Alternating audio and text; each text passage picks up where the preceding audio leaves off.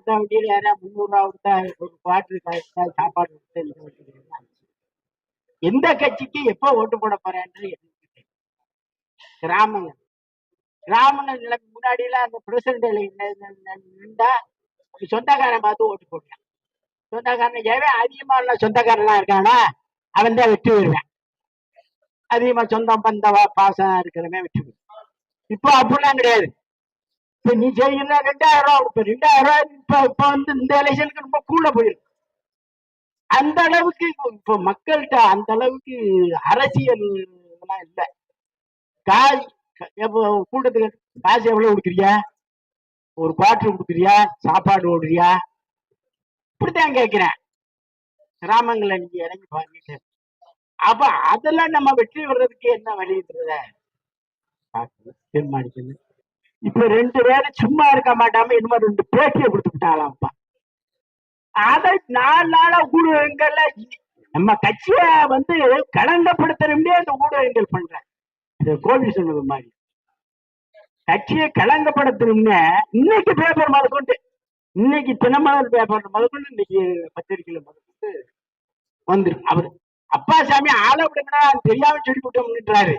ஆனா அதோட விட்டாண்ட அதையும் விட மாட்டோம். அவர் சொன்ன இருக்காரு, எங்க ஒருத்தாரு வெளியே இருக்க போயிட்டாரா, ஒண்ணுக்கிற விடா வீட்டுல ஆளை காணா, எங்க போனாரு ஆலோசிக்கிறாரா?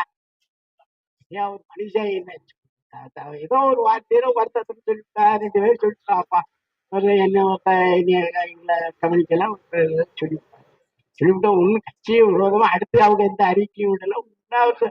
அவரே சொல்றாரு, நீ ஆளை விடுறா போதும், இந்த ஊடகங்கள் விடுறாங்களா 4 நாளா நம்ம கட்சி மற்ற கட்சி என்னமோ பேசுறேன். அதாவது அட்டுழியம் தினந்தோறும் வந்து பத்திரிகையில பார்க்கலாம். உங்களுக்கு கற்பழிப்பு சம்பவம், திருட்டு சம்பவம், கஞ்சா கடத்தல், இத்தனை மூட்டைக்கு இப்ப நெல்லு மூட்டைக்கு 10 ரூபா வைக்கிறானப்பா கட்சிக்காரன்.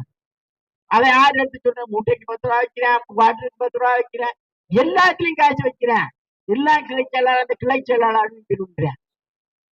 இவ்வளவு மோசமா இருக்கு. பத்திரிகை எழுதாக்கானா இத 2 பேரும் சொல்லிவிட்டாங்கண்ணா. இதை பார்த்தா தலை எங்க தலை பத்திரிகையில மெயினா அதுதான். அப்ப பாருங்க நம்ம கட்சியை பத்தி என்ன நினைக்கிறா அந்த ஊடகங்கள்லாம் அவங்க எல்லாம் விலைக்கு, அது கோபி சொல்ல பத்திரியா ஊடகங்கள்லாம் விலைக்கு வாங்கிட்டார்.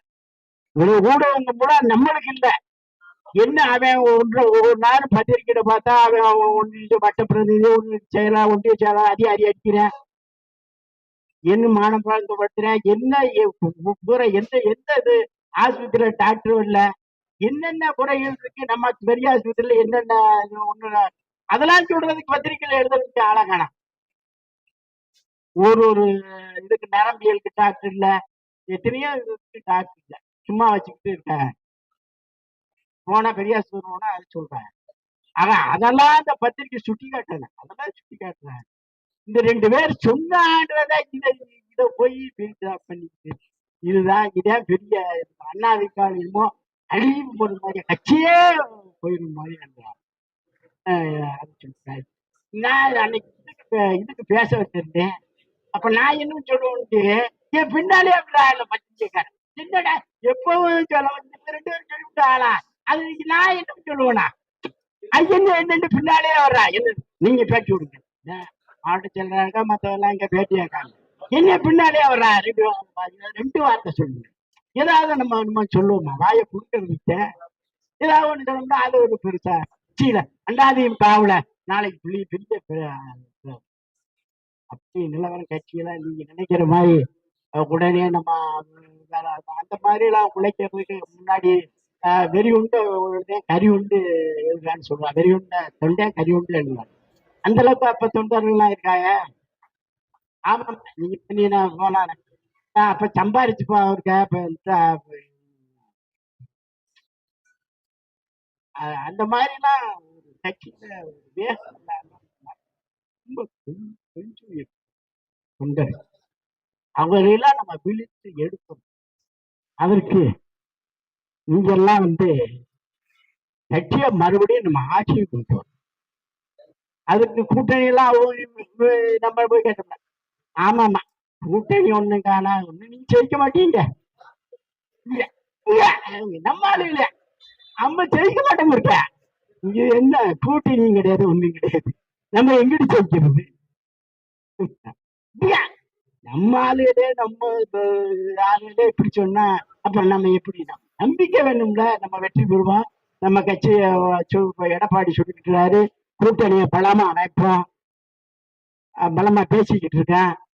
எல்லா கட்சியோடும் ஆனா பாத்துக்கிட்டே இருக்க, எல்லா கட்சியுமே நம்மளோட கூட்டணி சேர்ந்துருவாங்க. டிஎம்கே தவிர அந்த கூட்டணி இருக்கு. மற்ற கட்சி கூட நம்மளோட கண்டிப்பா கூட்டணி சேருவா, கூட்டணி அமைச்சிருவா. அதுல எந்த மாற்று கருத்து.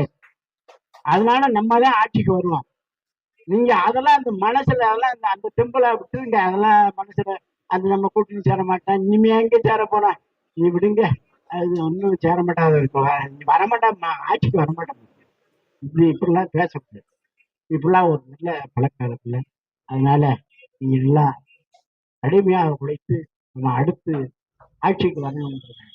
கடுமையா நீங்க எல்லாம் உழைக்க வேண்டும் கேட்டுக்கொண்டு எனக்கு பேச வாய்ப்பு நன்றி. நன்றி.